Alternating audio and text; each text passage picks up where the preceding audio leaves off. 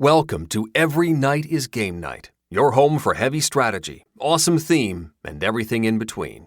Check us out along with other great podcasts at dicetowernetwork.com.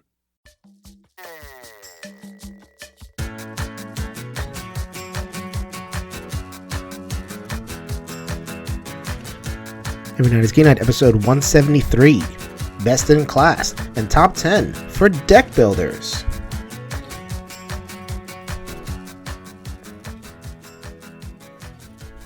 Yo, my peoples, what's up? Welcome back to Every Night is Game Night, the podcast that helps you get your head in the game.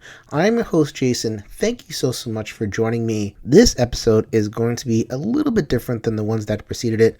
It is still best in class. It is still top 10. I'll have a top 10 list for you. It'll be about deck builders, a very, very sought after category. A lot of people always talking about them, always posting about them. What are the best ones?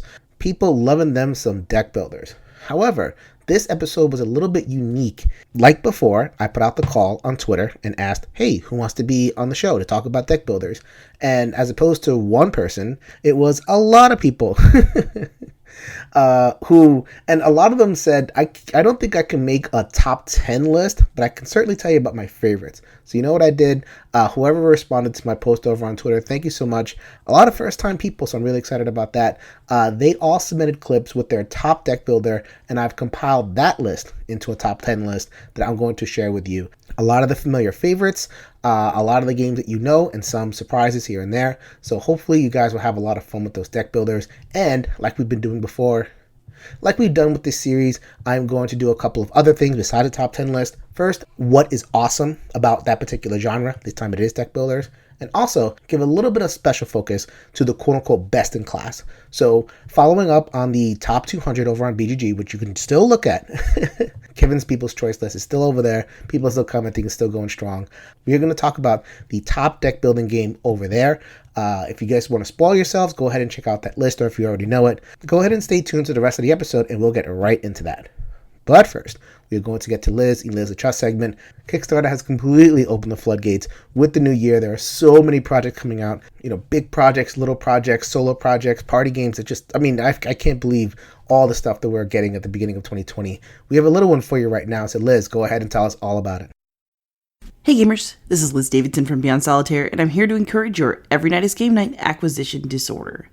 Today I want to talk about Warp's Edge, a new entry in the Solo Heroes series from Renegade Games. Warp's Edge is a bag builder in which you are a lone space pilot fighting against a swarm of enemies, and, of course, a big boss. There are several different bosses to choose from, each of which feels very different from the rest. The ships you can choose to pilot also play very differently, and even have their own configuration of special power tokens, which means that you can try out several different gameplay strategies. I have previewed Warp's Edge, and I truly liked it. If you're looking for a strong solo experience that's easy to set up and quick to play, then Warp's Edge may be a good option for you. Check it out before the campaign ends on Friday, January 24th. Happy gaming! All right, Liz, thank you very much for talking about Warp's Edge, the second game in that Solo Hero series from Renegade. The first one being Proving Grounds, which I've yet to play. We've yet to review. This is a solo focus show in which a whole genre of solo games that are cooking up, and we haven't even really touched them yet. We'll see if we can get to that in the new year. Warp's Edge looks fun. That shipping, I know we're doing Kickstarter previews and everything, but man, it's right there. It's a small game, and the shipping is almost as much as the game itself. I hope it does well. Just for Scott's sake, Scott Alms is a dear person. He's just such a warm-hearted guy. Always root for him to do well. So, Warp's Edge. All right, let us get to top 10 deck builders, quote unquote. So, as I said in the intro, these are clips that I received from content creators on my Twitter feed who've responded to my thread asking for favorite deck builders. These are 10 quality games. I think I've played 9 of them, and I approve of the games that were selected. I will note a couple of other deck builders after we run through the list. I've arranged these generally in order, one particular exception. We'll get to that, as well as my undying love and gratitude for the person who was talking about the game that I'm alluding to. Just putting it high up there because it's a very popular game. So without further ado, let me get to top 10 deck builders. So the first game that we're going to talk about is described by John Crocker, who writes the Board Game Crockpot blog. I put this at number 10 because I didn't really associate this one with a deck builder. It gives me something different, a different feeling than I usually associate with deck builders. But now that I think about it, it's like, yeah, sure, why not? I still have to think through, though, whether I really want to associate this one with deck builders. But without further ado, I will let John Crocker describe our number 10 deck builder. Hey, Jason. This is John Crocker from the Board Game Crockpot blog. And just getting with you talking about deck builders. One of them is Century. I play the Gollum edition, and that game is interesting because you're building your deck, but there's definitely a finite point to how much you want to build that deck. You're not looking to just grow and grow and grow, and it's not like you're giving yourself a new hand every turn, but it is so important to look at the golems that are available, what's coming out in the market, and figuring out how can I get 5, 6, 7 cards that are really going to work together, and I can just run this engine and really start making great conversions and getting golems purchased or bought, whatever the term is, more quickly. So I think that's a really interesting take on deck building. Century Spice Road, Century Gollum Edition. Did not think of it, I guess because I associate that Century system so strongly with Splendor, which is definitely not a deck builder. I consider Century Spice Road or Gollum Edition the upgraded version of Splendor. But yeah, sure, it's a deck builder. I'll take it, and I'm happy to play it whenever it comes out on the table. I do not own it.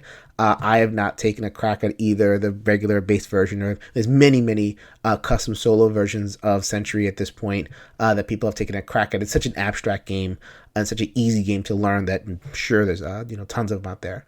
Good on ya. That is our number 10 Century Spice Road / Gollum Edition. That is not the last time we are going to hear from John Crocker. He had a bunch of good suggestions that I hadn't really thought of, so I split up his clip and we will be hearing back from him on some of these other games higher up on the list. All right, let us get to a combined entry by a brother-sister tandem who is on the Dice Tower, and they were actually the first ones that responded. It was like, wow. They had their clip basically just recorded in 20 minutes after I put out the call, which is amazing. Thank you so much to Melissa and Justin. They are going to share our number 9 and number 8 entries for top 10 deck builders. Hey everybody, my name is Melissa McCack and I'm here with my brother, Justin Maycack. Hey everybody. We're from Room 51 and we're coming at you with our best deck building games. Justin, start it off. So my pitch for a best deck building game is Baseball Highlights 2045. I love the theme, love the mechanics. Game runs really smoothly and it works super well for the game. My pick is Legendary, a Marvel deck building game. It's got superheroes and cooperative gameplay, which are two of my absolute favorite things, and I love the deck building mechanics, so this is one of my favorites. Thanks so much for listening. We'll catch you next time. Thank you so much once again to Melissa and Justin from Room 51 talking about their favorite deck builders. Baseball Highlights 2045 is one of those games that I have not played. I've seen it around. I've seen it for years. It's on the solo list every single year. It was either re-implemented or there was a sequel, whatever it was, the Football Highlights game. I think that one is shipping to backers right now. Liz from Beyond Solitaire has a whole bunch of stuff for Baseball Highlights. Bring it on. Or anybody else who wants to unlock the majesty of that particular game. I am more than happy to sit down and play. I'm a huge baseball fan. Go Yankees. Yes, I root for the evil empire. Hopefully we have sufficiently bought enough players we can buy that championship for next year. As far as our number 8, Marvel Legendary. Oh, man. I knew someone was going to bring it. Another game that appears in the top solo list all the time. And I've had Steve from the One Stop Co-op Shop on. I know a couple of other people who enjoy it. I just don't get it, man. I really don't. I know it's superheroes, but you're not playing a superhero. You're playing the superhero story.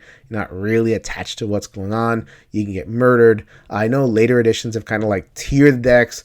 So you're not just going to get the biggest, baddest enemy in just, your threat row in first one.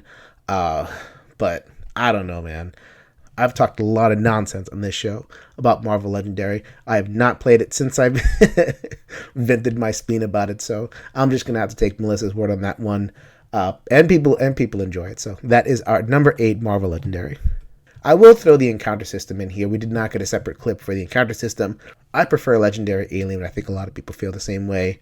So we'll throw all of Legendary into this particular entry. All right, we're going to hit our number 7 deck builder in the top 10 deck builder list. We are going to go back to John Crocker, who is going to talk about a game that I've played a couple of times and I really, really want to play more, but very, very few people own it at this point. Let's see if I can find some more. Here is number 7. Another one is Edge of Darkness. I haven't had this one very long, but I'm really enjoying it. And it's using John D. Clare's card crafting system. But in this one, you're building the cards and also building a deck, but it's a common deck. And so from that standpoint, everybody's getting to use these cards. But it's still important that the cards you build really work for you. Because even if somebody else takes your card in a round, that next round, you're going to get your card. So you still want to make sure that those are the cards that really work for you the best. And I think that's very interesting. All right. Thank you very much, John, for talking about Edge of Darkness. John focused on one particular part of Edge of Darkness. I mean, there's so much going on. It's $100 and some odd game. So there's just stuff all over the place. But it's not complicated. It's actually a really light thing. And I think people were put off by the disjunction between the price and the kind of lightness of it. I like it. So what John was describing was a system where you have your card crafting, but in the basic card crafting game, Mystic Vale, you make your card and you keep your card.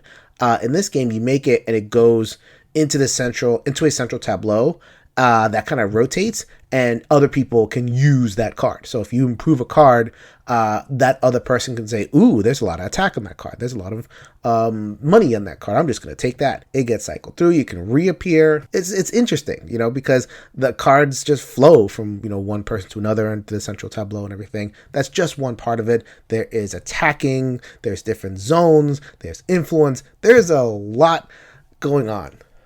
But it is simple and it is light and deep. I have to play it more in order to really confirm how I feel about it. Off of one play that I got and a couple of observations, I really enjoyed it. Let's see if it stands up to multiple experiences.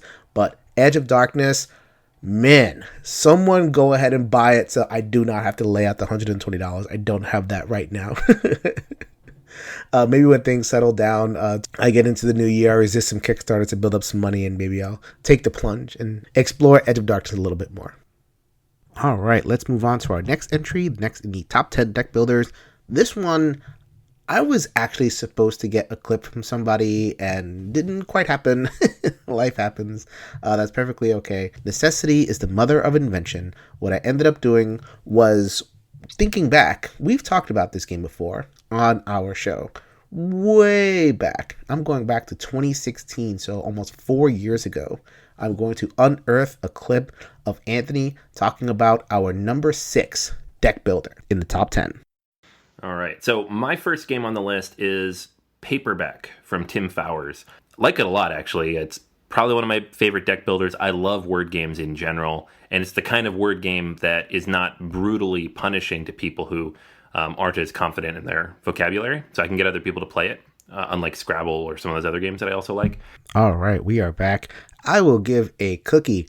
I will literally put a cookie inside of an envelope and mail it to the first person who hits me up on any of our channels, Facebook or Twitter or anything, and tells us which episode that clip with Anthony talking about Paperback is from. So I love Paperback. I love Paperback better than the follow-up, which is Hardback. I think Anthony, if he was making this list, would put Hardback, and I think he did talk about Hardback when we talked about strategic card games. But I'm throwing Paperback on this list because it's my list. Excellent game. It definitely holds up. It's not a perfect game, but it's so fun. I love the fact that Tim Fowers was able to combine a word game and a deck builder so effectively. So definitely cool. Solo mode, co-op mode, competitive. Everything about that game is really fun. That was our number 6, Paperback. All right, for our number 5, we are going to get back to John one more time. This one I was going to put on the list if no one had said it, because I personally enjoy this one, so I am glad someone stepped up and is here to talk about this one. Number 5, Deck Builder. And the last one I want to highlight is Valley of the Kings, and this idea that every time I draw my hand and I'm looking at my cards, you obviously want to add the nice, powerful, more expensive cards to your deck, and you want to keep seeing them and keep running through them. But at some point, you also need to entomb them so that they can score. And that's really interesting, that decision making of how long do I keep these cards because they're useful versus go ahead and get them in your score pile to make sure you can win the game at the end. I love deck building. I hope you appreciate some of those thoughts, and I appreciate all you do every night is game night, Jason. Keep up the great work. I love listening. See you. Talk to you later. Wow, I had no idea that he was an actual listener. I've gone to PAX Unplugged 3 straight years, and I meet a whole lot of content creators, and when I say, hi, I'm Jason from Every Night is Game Night, it's like, oh, okay, all right. No idea who Every Night is Game Night and what I'm doing, what's going on. Part of it, I'm a podcaster, and, I'm small, I don't have my face on YouTube or anything like that. So when someone does help out and is a content creator, John has his Board Game Crockpot blog where he talks about a lot of different things over there. And they say they enjoy your work. Man, that's what a pick me up. Thank you so much, John, for contributing 3 games. Valley of the Kings was a game that came out a couple of years ago. They expanded it every year with the Afterlife expansion, and I forget what the second one was. I don't think I got the second one. Packaged all the expansions into the updated edition with the bigger cards, and it was prettier, and I think it was a completely unchanged game. But I really, really dig Valley of the Kings. Packs up really small. Aside from Star Realms, it probably the deck builder that packs the smallest. Very portable. I value that when it comes to delivering a good strategic punch wherever I bring it. Very mean, highly, highly interactive, and I had that core choice that John was articulating, where you go along, you play the game, you build your deck, and you're having a good time, but then there's that point where you have to figure out, okay, these are really powerful cards, but they also score a lot, which means I have to start entombing them, which is removing them from your deck and putting them in your score pile. So very interesting tension right there. Solo mode, I think, suffers a little bit because of the high interactive nature. At least in the base game, about half the cards, or maybe even less, were awesome for solo. And the solo became about finding those particular cards that were awesome and just kind of playing those. It was interesting to kind of do as just a solitaire experience. Solitaire is a fun thing. Playing cards is fun. It's not the same strategic punch as the multiplayer game, but it's pretty pleasurable. So even with solo that isn't the most strategic in the world, it's still fun. Valley of the Kings, I definitely recommend it. I have yet to play the big edition, but if it's the same thing as the basic game that came out a couple of years ago, then I can definitely recommend it. All right, so here is our number 4 deck builder, and this is the exception. This is a game that I don't play. I played it a lot when it was one of the only games, hobby games out there. I have completely moved on. However, I have respect for the Grand Poobah, the one that started it all, and I'm so happy that our friend Sarah Reed, who has been on the show before, she is a designer and a contributor to the Outturn podcast, which is currently on hold. Hopefully they come back to content creating at some point. But Sarah Reed is here to talk about... Hello there. My name is Sarah Reed, and I love Dominion. It's my favorite deck building game of all time. I enjoy the gameplay of building a deck as you play, the combos and the card chains you can create, and how the game is different every time, all depending on which kingdom cards you use. And I really love the humor of it. If you haven't read the flavor text on the front of the rules, you really should. They're hilarious. Though, in all honesty, the appeal of Dominion is the mechanics. So here are my top 3 Dominion expansions and why I like them so much. Prosperity is my favorite because it's big money, and I love that kind of strategy of doing big combos of cards to get lots of money and have multiple buys to get even more awesome cards for your deck. This expansion adds platinum to the money cards and colonies to the victory cards. The downside is a large deck can become unwieldy and end up being a dud, but when the engine runs, be ready for a fun and long ride. Cornucopia goes almost hand in hand with Prosperity for me. I love mixing the two expansions. Cornucopia rewards variety, and I love getting a lot of different mechanisms into my deck, which doesn't always work in other expansions that really require focus. So mixing it with Prosperity allows you to get more cards, which in turn fuels the bounteous diversity that can be had with Cornucopia. It was really hard to pick a third one because I really love quite a few of the newer expansions. But Renaissance is the one I'd recommend above all the others. It adds projects, artifacts, and mats that really open the play space of the game. The mats are my favorite because they allow you to collect tokens that are saved as either coins or actions to be spent later, which is really awesome. The projects are also cool because once you invest in one, you get its benefit for the rest of the game, an ongoing ability that can really boost you if you use it right. Artifacts are powerful but really hard to hold on to as players vie for control over them. Now, if you have all three of those, I'd then recommend Guilds, Empires, Adventures, Hinterlands, Seaside, Intrigue, and Nocturne in descending order to round out my top 10. Now, just a note that the newer expansions, especially Nocturne, add a lot more time to the game, so be prepared for the long haul, especially when playing with 4 players. Now, should you want to discuss more Dominion or gaming in general, you can find me on Twitter at EurogamerGirl. Happy gaming! Whoa, look at that. We got bonus content about Dominion and the expansions. I think we had to cover the expansion at this point. You know, a lot of these games we're talking about, they're expanded, but we just talked about the base game. With Dominion, who is really just playing the base game anymore? Come on now. I did know about Prosperity. That was the one I'd played a lot, but some of the other ones seem interesting. I mean, it's one of those games that it's just there and there and there and there. And it's like, all right. I will go back to it and I will play it at some point. I know my friend Josh over there has all these sets. He's continuing to buy sets even though he never plays it anymore. Josh, I will play Dominion with you at some point. I promise. But that was Dominion, the Grand Poobah. Enough of that. Enough of these. Just kind of throwing out some respect to some games. These top 3 games that I've selected right here are games that I continue to play. I play them all the time. Whether it's in app form or physical form or solo or multiplayer. These are, in my opinion, the 3 deck builds that I absolutely enjoy the most. So for our number 3, we are going to go to first time clip giver on the show. I enjoy his stuff. He is at the Game All Night variety show, whimsical talk show that you can see every Thursday over on his website. This is Chris Whitpan talking about our number 3 deck builder. Hey Jason, this is Chris Whitpan from over at Game All Night. You guys put out the call for people's favorite deck builders, and my response is pretty straightforward. The only deck builder that sees true love in my household is Clank. Now, this isn't to say like the mini hand builders and things like Rococo and things don't get played around here. They absolutely see a lot of play and a lot of love.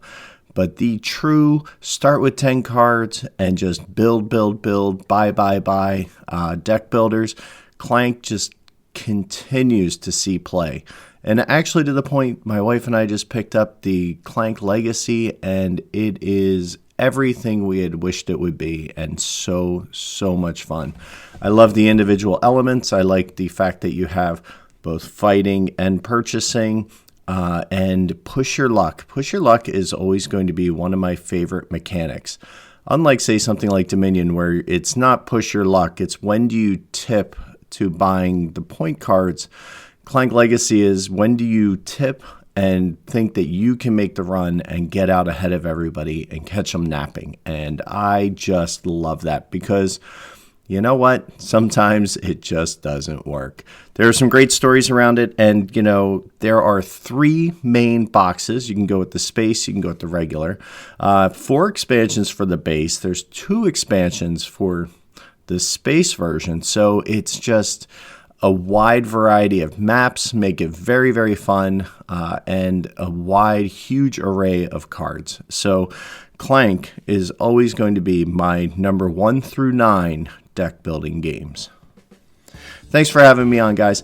This is Chris from Game All Night. We are the late night board game talk show where we have guests from around the industry on our YouTube, and we also do a podcast as well. Thanks for having me on, and enjoy the rest of your countdown. Now that is a man who understands a branding opportunity when he sees one. Popping his outro music there right at the end. Go ahead and check out the show. He's run it for a couple of years now, and he always has interesting guests over there. So thank you so much for talking about Clank. Clank in Space, didn't enjoy it as much. Very busy, very to my eyes. I just love simple, basic Clank. That app is still there, providing a little bit of solo fun. It's kind of dropped off of the top 100 solo list because it's a little light. I think solo players, they want a little bit more meat on the bone when it comes to their deck builders. But I really enjoyed it. It's whimsical. It's fun. It has a permanent place in my collection that is Clank. And those expansions are pretty good too. For our number 2 deck builder, I did not get a clip for this, but I wanted to get it in here because it is one of my favorites. I have played the app like crazy. I have played this in therapy with multiple people, and it has gone over so well.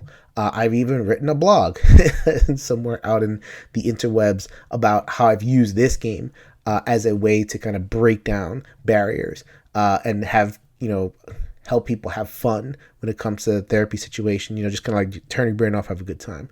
I am talking about Star Realms and also its companion Hero Realms. For solo, I prefer Hero Realms. For co-op, I definitely prefer Hero Realms. Hero Realms is the fantasy one, and it has these campaign modules. There's already one that's released a couple years ago. Another one should be delivering pretty soon in terms of the Kickstarter. Separate decks. The campaign is fun. It's whimsical. It's good. The character building, you get to get skills and everything. You can build up your character. That's really cool. Star Realms. Regular Star Realms, I think I enjoy more as just kind of a system, but Hero Realms, I definitely enjoy in terms of the solo co-op and, leveling a character. You can't go wrong. Star/Hero Realms, an excellent, excellent game. Surprised that nobody picked it as their number 1 game, but that's okay. I'm sure if I had gotten enough clips from enough people, one of them would have mentioned Hero Realms or Star Realms. All right, without further ado, let us get to our number 1 deck builder, Best in Class. If you know anything about this show, if you know anything about my taste, and if you know anything about the game list over on BG, the top 100, you know what this game is. Come on now. So I'm going to talk about Aeon's End a little bit in the context of a couple of angles. So a couple of years ago, we actually had Kevin Riley, who is a designer, on the show back when we did designer interviews. I've definitely scaled back on those a little bit, but they're there, still valid, not like a podcast wilt or spoil or anything like that. So we got it from the source. Why does the designer himself think that Aeon's End just rises to the top and hits so hard with so many gamers? So I'm going to go back into the Wayback Machine to Table for One, episode 29. Yes, this podcast was not always Every Night is Game Night, for those who don't know. It used to be Table for One. We wanted to go to the episode where we interviewed Kevin Riley, which was during the War Eternal Kickstarter, the first big expansion, which is what we refer to, and get his perspective on why Aeon's End is the best. I think last time we're looking at this game going, okay, I've seen this before. I've seen Crock deck builders. I've seen Shadowrun Crossfire. I've seen, Dominion is also, the original deck builder. I've seen Legendary. Should I back this? Is this going to be that different? And obviously the people are voting with their, whatever they click their mouse, whatever finger they click their mouse with. They're saying, yes, this is different. So tell me a little bit about that process, designing Aeon's End and differentiating it from these other games in this genre. Yeah, the hardest part about pitching Aeon's End was what's different about Aeon's End. My biggest argument is just it's designed really well. Everything is smooth. We iron out a lot of the wrinkles that other games have, and we create this very coherent, compelling experience. And it's really not something you can convey in a 10, 20, 30-minute elevator pitch. It's not something you can really convey on a Kickstarter page. You have to play the game to really understand what Aeon's End is doing differently from other deck builders and other co-op games. Okay, so like this does remind me of a very like finely tuned engine in a sense. Could you tell us a little bit, kind of getting under the hood of what about some previous deck builders that you wanted to address with this design? Sure. So tracking is one of the biggest ones. And when I say tracking, basically it's a feature in a game that requires you to remember that it's there in order to use it correctly. And a lot of games really go overboard on tracking, and they create a big mental exercise. The game is more about managing all the passive and global effects that are occurring than it is about having a good strategy or playing the game, really. And Aeon's End doesn't have tracking, except in very, very specific exceptions.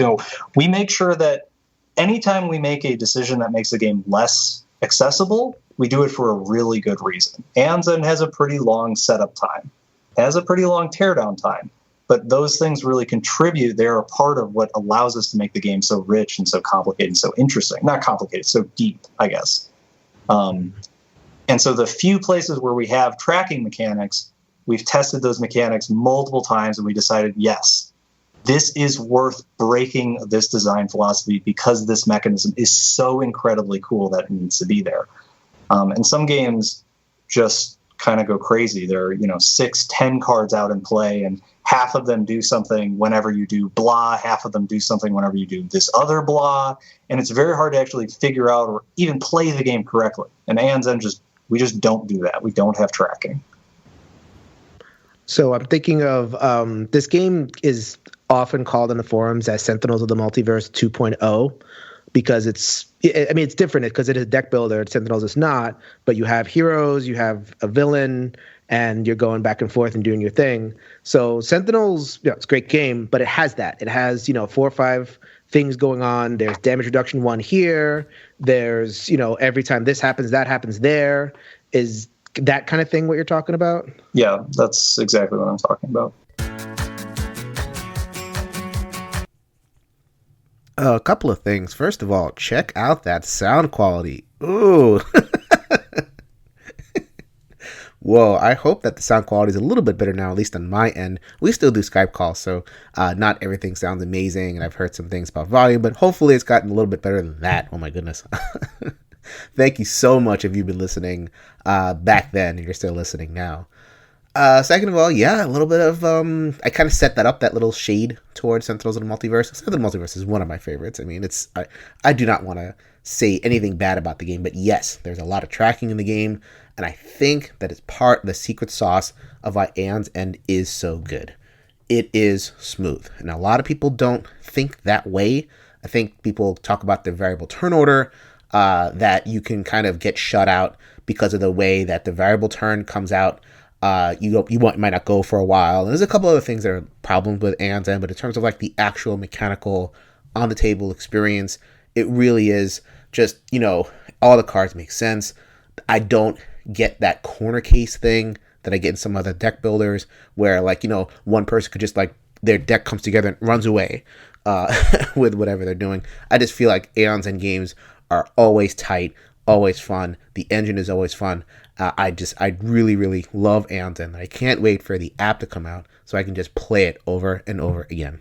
Not only is Aeon's End a great game, the best in class for deck builders, there's a new iteration that's out there. Aeon's End Legacy kind of introduced it, and I think it's been perfected with the New Age, which is the 3rd big box expansion. There's also a bunch of little expansions out for Aeon's End, and I got one more clip for you to tell you how awesome Aeon's End The New Age is.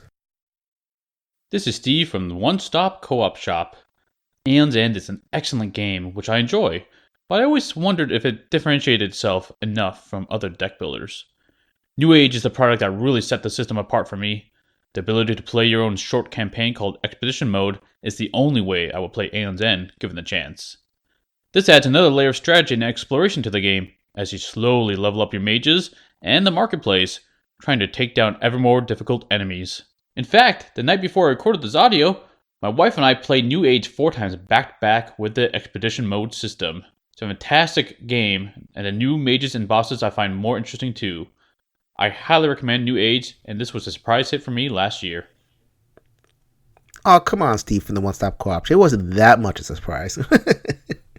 I guess how good the improvement is of the campaign system. So I think this is the best part of the new iterations of Aeon's End, where you can play a couple of games strung together in a row, and you not only are you growing your deck, you're getting a couple of powers in your base mage, but you're also molding the deck to the market. So the market is static, and you can either randomize and just play with whatever comes out, or you can craft your experience slowly, get to know your mage, and craft the market so that it takes advantage of the things that your mage is getting better at. Aeon's End Legacy did that great over however many games, 7, 8, or however, I forget exactly how many. This one's shorter in the New Age. It's like 3, I think. But you still get that core experience of the market molding with the character. Holy moly. It is truly the best in class. All right, so I hope you enjoyed these clips. I hope you enjoyed that little trip down memory lane for the old Table for One clip. We are going to end with some more old content. This one's a little bit more recent, about, 8, 9 months ago. I began to put together a series that I called What's the Deal With, ... which is me covering all these different mechanisms. That series has gotten folded into the best in class system. I think combining with the top 10s and the best in class game has really benefited the structures of the episode. I'm hearing a lot of great feedback. So what I wanted to do was take what I did for deck builders in that original episode, What's the Deal with Deck Builders, and replay it here. None of my thoughts have changed. The good parts about deck builders and the bad parts about deck builders. Hopefully you've enjoyed the top 10, and if you don't remember what I said about deck builders in that previous episode, or if you just want to listen again, you don't remember. It happens to me all the time. I listen to something and then I forget. So it's like listening to it for the first time yet again. So I'm going to end the episode by sharing my thoughts once again about what is good and what are some of the challenges of making deck builders. I hope you've enjoyed the show. I'll see you next week. Later, everybody. What is it that makes deck builders fun? And, I got some responses and I want to share them with you.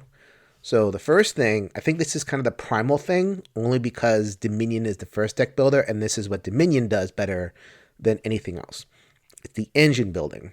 You start off with this rinky-dinky little deck, and then you build either a consistent turn-by-turn monster of a deck where you're just kind of churning out points towards the end of the game, or you get that kind of everything come together, one big Nova turn where it's like I draw my entire deck and I play my entire deck, and I get all these crazy things happening, starting from a little and ending in this kind of big cascade of stuff. That's what makes people feel great.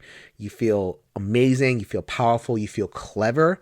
I think that's what board games do in general, that feeling of cleverness, but a deck builder in particular seems to give you that lead in. You have to sow those seeds early and it pays off for you, by the end of the game.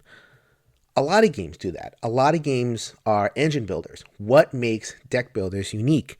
I was drawn to a comment on Board Game Revolution group, a poster called Devil Polls, something like that. I feel like I'm being joked on over here with that name.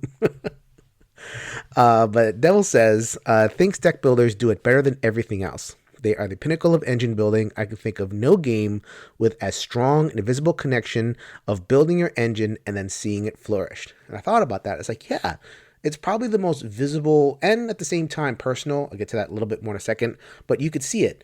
Your deck is tiny. It's 10 cards. And at the end, it may be 25 cards, 30 cards. If you're playing Mystic Vale, your deck looks terrible. It's just a bunch of plastic. But at the end of it, you've crafted the deck. You've put in those little kind of, the little cards into the plastic sleeves, and it's kind of fat and it's kind of chunky. It looks different and it's yours. So there's a lot of games out there that do engine building. I think of Council of Four is a Euro. I don't know how many people have played it that's listening here, but it's really good. There's a really satisfying engine building in that game, but it's all on the board. You press the button, you fire your engine, and then things light up on the board and you get a bunch of points and your score tracker goes up. That's how you fulfill some sort of condition. That's the evidence that you fired your engine. In the deck builder, you have it. It's there. It's yours. and your whole deck is in front of you, your tableau is built. That's very satisfying. I think that Devil is really onto something. I really hope I got that name that name correct, or someone's not goofing on me. Anyway, so that leads into the second reason deck builders are so awesome, the ownership. I'm going off of a BGG user, Jimmy Smith. I really like the idea of taking an ordinary cookie-cutter house and building a beautiful pragmatic extension on it, and in the process creating something that is uniquely my own. I did not realize that deck building kind of related to this other thing. He made it thinking of, I think his thinking was it a Flip or Flop or some other show where they do like house improvements or anything like that. But I can definitely see that. I'm actually shopping for a home now, and we're looking at basements. So I want my basement to be my own. I want it to be a gaming man cave with all my shelves and everything. And I could see turning that little dinky room into the thing that I want. Deck building is probably a good analog for that, and I'm looking forward to that process. Look forward to it in a game, and I look forward to it in real life as well. Another angle on it is from Erica Rubin.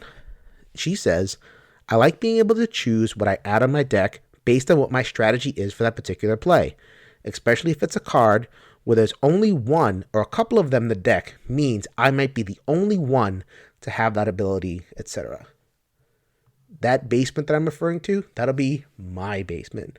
No one else is going to have that basement. When you make your stuff, it is yours. In a deck builder, it may be that, like in Dominion, you might be able to kind of buy out a pile. So there might be one card that makes your engine go, and they say there's 5 copies of it. I've seen people, and I see it, now that I think about it, I see it more often than not, where there'll be a person who just kind of buys out that pile, and then everybody else gets 1 copy or something.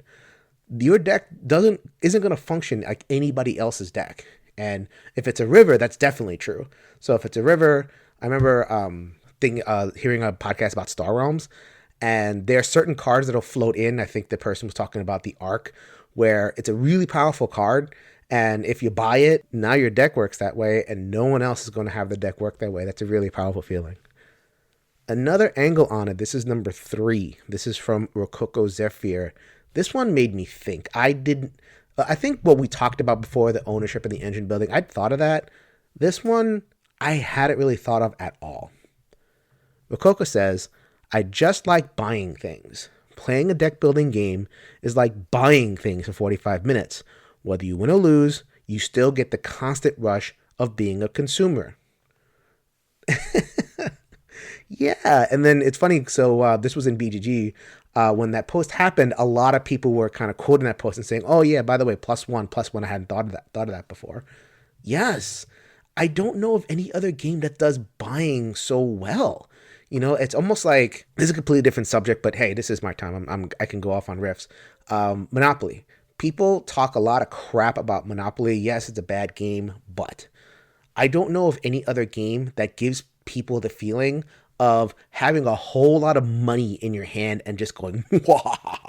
I can see a sense in which a deck builder kind of plays a similar role in that, especially towards your kind of mid-end game, you'll play a bunch of cards and you'll have like a whole bunch of money relative to the market, and you'll look at the market and go, ooh, it's like window shopping. Window shopping is a thing. Window shopping is cool.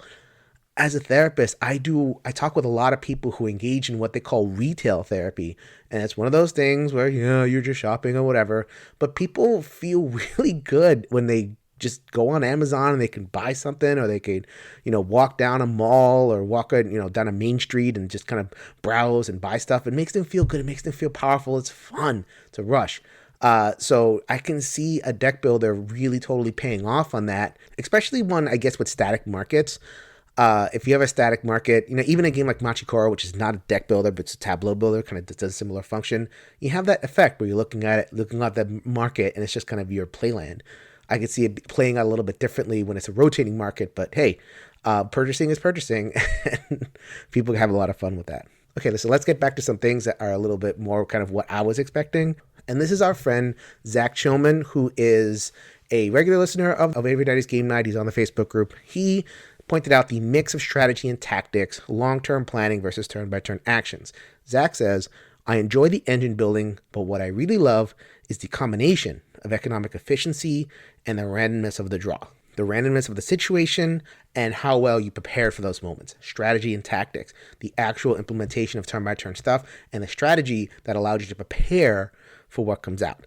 Yes, that is absolutely true. And what I was talking about before earlier when I did the reviews, deck builders kind of slide along a scale. You can have a very strategic deck builder. I think of, a game like Dominion, which has a lot of luck, but you can build strategy around it. Or you can add deck building to another mechanism and really, kind of play up the strategic elements. I think of a game like Mage Knight, which has very limited kind of deck. It's not a deck builder, but it uses deck building as a strategic thing. That game is not very tactical at all. You have to really think through your stuff. So deck building can kind of exist on that end.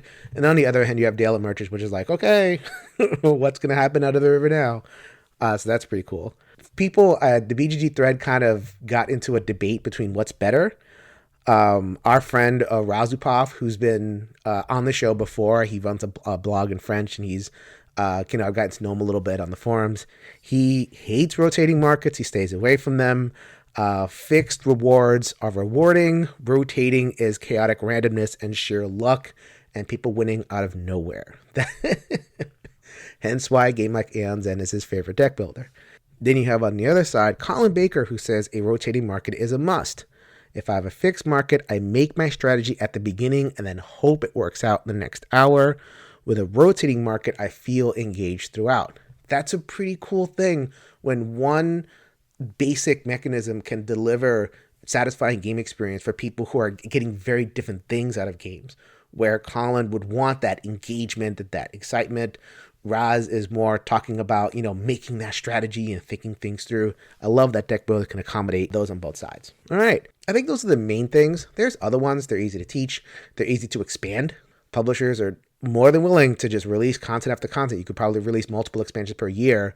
If you have a good deck builder, just kind of merges into the system. And there's also the idea that deck building pairs with other mechanisms. I'll get to that.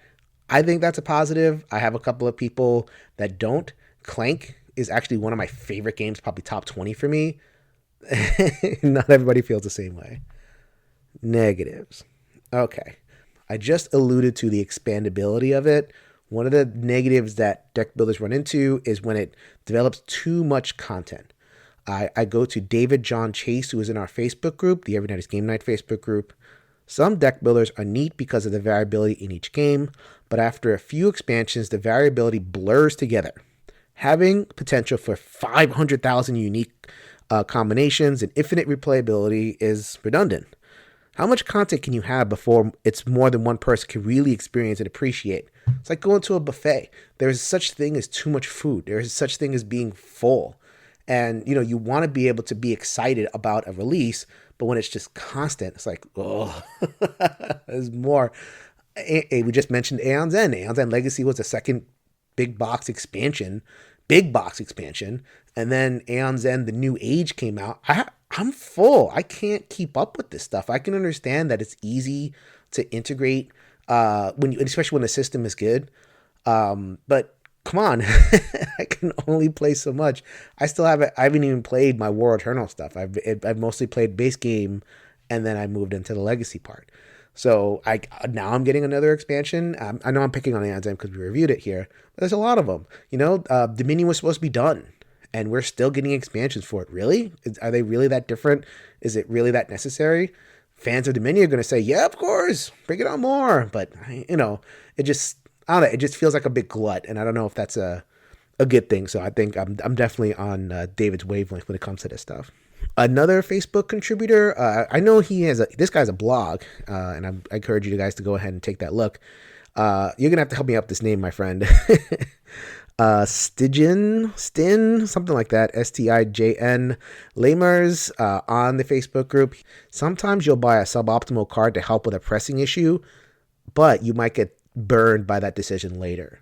Now, that's a game-specific scenario. A couple of games do that worse than others. I think in terms of Dragonfire / Shadowrun Crossfire is probably the worst with it, where that game definitely, every single turn, you have to respond to some sort of immediate threat. You might buy a card to deal with that immediate threat, but it does not combo with your other cards, so you end up with a worse long-term experience than you could have had in a regular deck build that kind of eases off at the beginning and then puts the pressure on later. So I think that is a flaw that is inherent.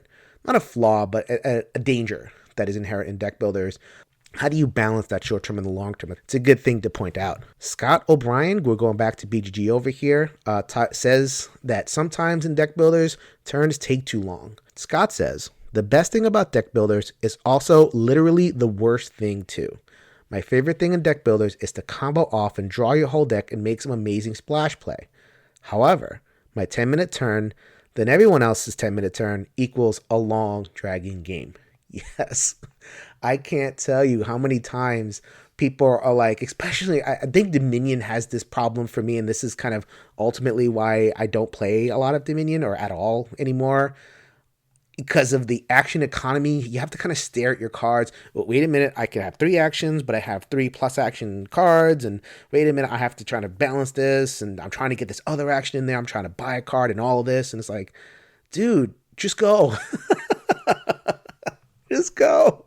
I'm over here saying, and then me, because I'm willing to just go. I'm like sitting here going, I end up losing every single time. This is terrible. I much prefer a more kind of lighter game like Star Realms, where it's like, okay, play my cards, just add up everything. The decisions are in the purchasing, and I'm paying off that decision in my card play. Where in a game like Dominion or some of the other more complicated deck builders, there is a decision as to how everything kind of plays in practice and how this can trigger this. Should I play this first? If I play this first, then this card becomes more powerful. There's a way you do that, and then you end up with a buy and you go to the market and you look at the market. I found Mystic Vale also had that problem with downtime. I just generally don't play deck builders at a high play count. I do like them with a lower play count. Higher play count, because of the lack of interaction, that tends to be like deck builders or multiplayer solitaire, unless you really try hard to, put in the interaction. Valley Kings does that, but it's mean. You can do a lot of stuff out of your turn. You can affect people out of their turn, but it's in a very mean way. You may not want that. Other deck builders do it better. But, for the most part, I find that you just kind of sit there and you wait for people to go, and that's not very fun. And my last point that I'm going to make, the last serious point that I'm going to make, is a lot of deck builders have the issue of managing your starter cards. What an idea, right? You start with small cards, you end up with a lot of cards. How do you get there? How do you get from a thinky little thing to your big monstrous engine, right? I think that's a problem. A lot of deck builders turn into not just kind of doing awesome stuff, but mitigating your crap. So you end up buying an advanced card. The only thing the advanced card does is call. And it's like, great. That's not a great thing that I've done. All I've done is undone something that was a necessary evil at the beginning, and now it's just pure crap. So that's not very fun.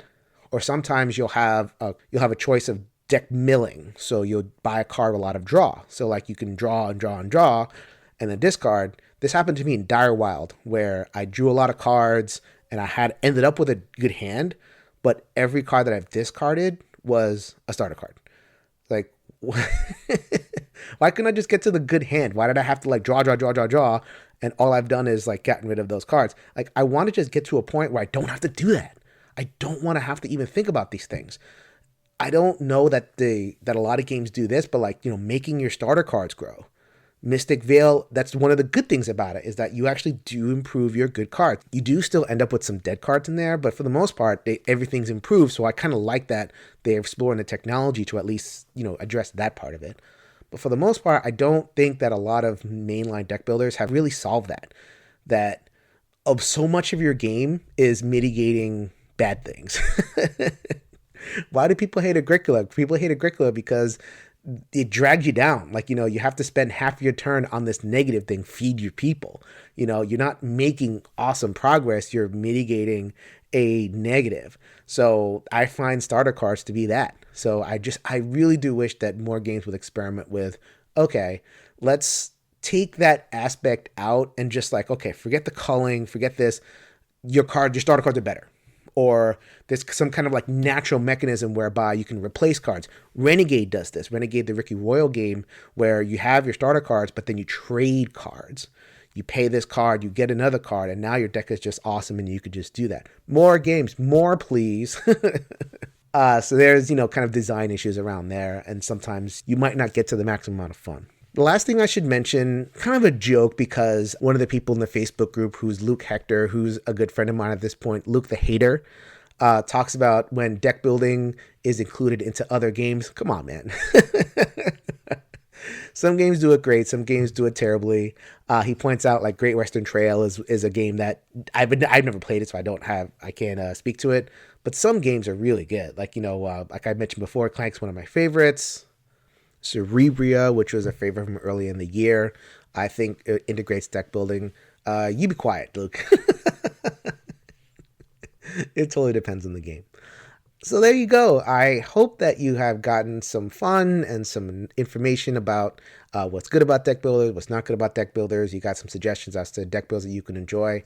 I would like to do more of this. I'd like to do, I think I'm going to call the segment, What's the Deal With ...